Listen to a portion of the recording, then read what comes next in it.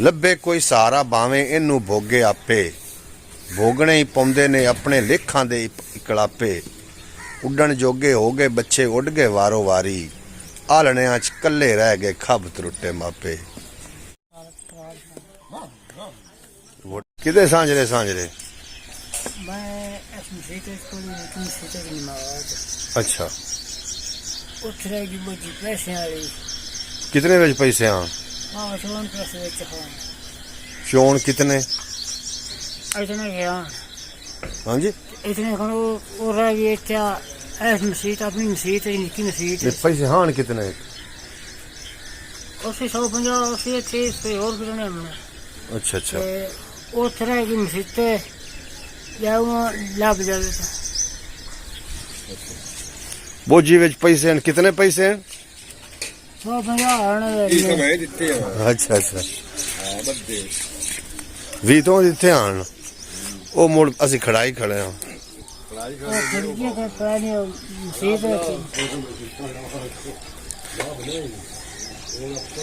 ਹੁਣ ਤੇਰਾ ਘਾਟਾ ਪੂਰਾ ਹੋ ਨਹੀਂ ਗਿਆ ਉਹ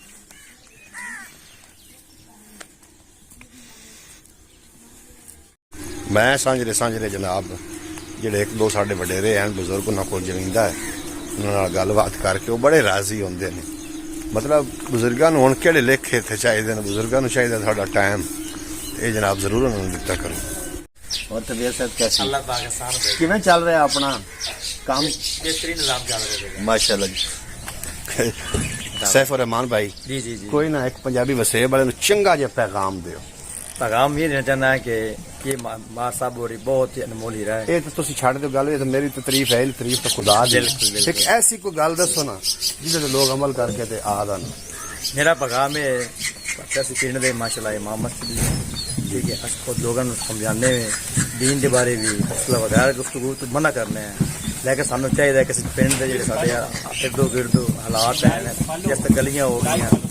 गलियां हो गई साफ सुथरी रखनी चाहिए। मेरा पैगाम है सफाई नफ्स ईमान है। बिल्कुल यही मेरा पैगाम है, सफाई नफ्स ईमान है। बिल्कुल साफ सुथरा पाकिस्तान होना चाहिए। साकिब भाई इस पास आओ, इस पास आओ। मैं थोड़ी पंजाबी वसेब वाले हो साकिब भाई सैफ रहमान साहब, मैंने तो जी गुफ्तगू सुनी ने अगर इंज तो हो जाए ना तो यकीन जानो होर तो असी कुछ ना कर सकते ਅਸੀਂ ਆ ਦਾ ਕਮ ਅਸ ਕਮ ਜਿਹੜਾ ਮਹੱਲਾ ਹੈ ਨਾ ਇਹਨੂੰ ਸਾਫ ਸੁਥਰਾ ਵੀ ਕਰ ਸਕਨੇ ਤੇ ਇੱਕ ਪੇਜ ਤੇ ਸਿਰਫ ਆਉਣ ਦੀ ਜ਼ਰੂਰਤ ਹੈ ਤੇ ਅਸੀਂ ਇਨਸ਼ਾ ਅੱਲਾਹ ਕੋਸ਼ਿਸ਼ ਕਰ ਰਹੇ ਹਾਂ। ਇਹ ਸਾਕਿਬ ਸਾਹਿਬ ਦਾ ਤਾਂ ਮੈਂ ਪੂਰਾ ਤਾਰਫ ਦਿੰਦਾ ਚੱਲਾਂ। ਸਾਕਿਬ ਸਾਹਿਬ ਇੱਕ ਪੜ੍ਹੇ ਲਿਖੇ ਬੰਦੇ ਨੇ, ਪੜ੍ਹੀ ਲਿਖੀ ਫੈਮਿਲੀ ਨਾਲ ਬਿਲੋਂਗ ਕਰਦੇ ਨੇ ਔਰ ਇਹਨਾਂ ਨੇ ਇੱਕ ਨਾ ਦੁਕਾਨ ਦਾ ਸੈਟਅਪ ਕੀਤਾ। ਮੈਂ ਤੁਹਾਨੂੰ ਦੁਕਾਨ ਹੀ ਵਿਖਾਈਨਾ, ਛੋਟੀ ਜਿਹੀ ਦੁਕਾਨ ਹੈ, छोटी है या मोटी है, अपना हक कलाल दी रोजी कमा रहे हैं। हुण लोग इन्हां नूं गल्लां बड़ियां कर सन भी डब्बे दो रख के बैठा फलां रख के बैठा, कम अज कम ये आखण जोगा है ना भी यार चोरी दा माल तो नहीं ना खा रहा, किसी ने हेरा फेरी तो नहीं ना कर रहा कि थोड़ी पैसे बच जाते हैं। अच्छा एक गल पक्की ठक्की ने थोड़ा रिजक होवे हलाल दा होवे उहदे च बरकत जरूर हुंदी है बेशक। ते ये भाई सैफ रहमान साहब ने पहले मोबाइलों का काम करदे हन, हुण बेकरी का काम करदे हैं। जिहड़ी इन्हां दी गल मैनूं पसंद आई है वो ये आई है कि मैं कि यार तुसी कंपनी के ब्रांडेड जड़े ने बिस्कट लैके आते हो तो वजह की ये बचना थानू की कहता बेशक थोड़े बच जावन, मैं भी बच्चों वाला बंदा तो जो खावन वाले बच्चे ने वो भी किसी के बच्चे ने, मैं चाहना उन्होंने सेहत भी ठीक रहे तो साडा रोजी का मामला भी चलता रहे। ये गल इन्हों की सुन के मैनू बड़ी दिली खुशी हुई जनाब। साकिब साहब साडी बड़ी मेहरबानी है, भाई सैफ रहमान बहुत रिक्वेस्ट है कि ना भाई साहब का जो पंजाबी वसेब चैनल है लाइक और फॉलो ज़्यादा तरक्की मिले जी। थोड़ी मेहरबानी, थोड़े प्यार, थोड़ा मोहब्बत है ते अगे चलते हैं जी। बाकी तो नज़ारा थोड़े ना शेयर कर दो।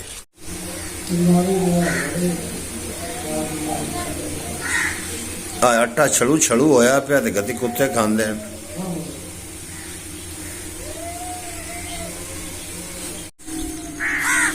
कुत्ते नूं राह ते आटा गति खड़ा हाँ भी ठीक है। अगे आटे मांगे तू कुत्ते नूं गति खाना के चाहिए हाँ चलो है दादा ही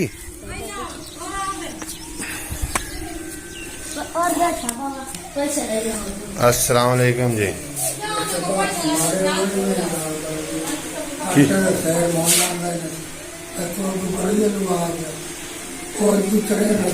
ਸੁਣ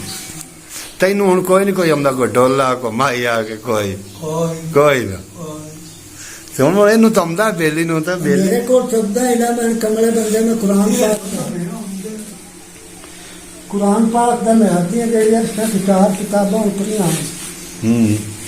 ਕੁਰਾਨ ਅਰਥਾਂ ਉਤਰਿਆ ਰੂਪ ਅੱਲਾਹ ਵਾਲੀ ਵਸੱਲਮ ਤੇ ਕਿਨੇ ਐਵੇਂ ਗੱਲ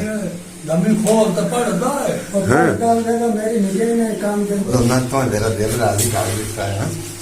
ਉਹ ਦਿਲ ਰਾਜ਼ੀ ਕਿਉਂ ਨਾ ਕਰਾਂ ਕਿਉਂ ਨਾ ਖੁਸ਼ ਹੋ ਗਏ ਕਿ ਖੁਸ਼ ਹੋ ਗਏ ਫਿਰ ਹੋਰ ਕੀ ਹੈ ਉਹਨੂੰ ਕੀ ਪਤਾ ਵੀ ਕੀ ਪੜਦਾ ਉਹਨੂੰ ਨਹੀਂ ਪਤਾ ਹਾਂ ਅੱਛਾ ਗੱਲ ਹੈ ਜੀ ਨਾਜ਼ਰੀਨ ਆਦ ਜਿਹੜੇ ਬਜ਼ੁਰਗ ਹਨ ਨਾ ਉਹਨਾਂ ਕੋਲ ਗਏ ਕਰੋ ਉਹਨਾਂ ਕੋ ਬਹਿ ਕੇ ਅਗਲੇ ਵੇਲੇ ਦੀਆਂ ਕੋਈ ਗੱਲਾਂ ਸੁਣੀਆਂ ਕੋਈ ਬੰਦਾ ਦਿਲ ਰਾਜ਼ੀ ਹੋਵੇ ਉਹਨਾਂ ਨੂੰ ਕੋਈ ਜੱਫੀ ਪਾਈ ਕੋਈ ਉਹ ਖੁਸ਼ ਹੋਵੇ ਠੀਕ ਹੈ ਨਾ ਇਹ ਮੇਰਾ ਮਾਮਾ ਹੈ ਜੀ ਮੈਂ ਤਾਂ ਕੋਲ ਆਉਂਦਾ ਜਾਨਾ ਪਿਆਰ ਇਹਦੇ ਨਾਲ ਗੋਂ ਕਰਨਾ ਤੇ आज तेरे बच्चे नहीं रहती करते ਤੇ गाले कमैया से जल्दों को कुम में कह रही साहब ऐ अल्लाह ताला मेरे मामा के बच्चे ਨੂੰ ज्यादा रिजा ਮੈਨੂੰ ਅੱਲਾ ਬੜਾ ਰਿਜ਼ਕ ਦਿੱਤਾ ਤੇਰੀਆਂ ਦੁਆਵਾਂ ਹੀ ਨਾਲ ਹਾਂ ਬਸ ਤੇਰਾ ਮੱਥਾ ਚੁਮੀਂਦਾ ਹੈ ਮੈਂ ਤੇ ਖੁਸ਼ ਹੋ ਜਾਂਦਾ कौन मशरब हनीरा में माँ कौन तुम तालमो कहा दे जालिक नजल मौत नहीं याद उन्होंने मौसम बढ़ाए आमीन कहना का दाले में कुल्लो नातन मशरब हम कोलू मशरब मेरे किला गलाता तो फेलत दे जो चले याद उन्होंने बीन दे बंदे बनाए आमीन आमीन इन्हों पता है कुरान पढ़दा पे की है मतलब की ਕਿਨੂੰ ਮੁੱਖੇ ਨੂੰ कुरान पढ़दा पे तो पता है और मैं की पियाना तू पढ़ो कोई बड़ी गल पढ़दा रहो जी सुबह सुबह मैं निकली था जी अपने मैं टूर वास्ते अगे हुंदा फरीदी मेरे नाल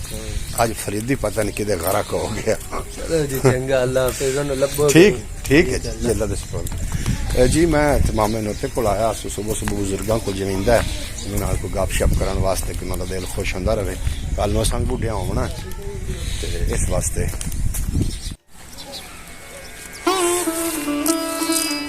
एक बेला दम्मे लगे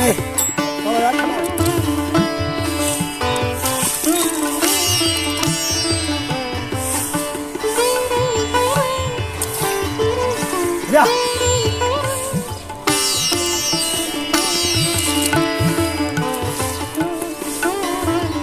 या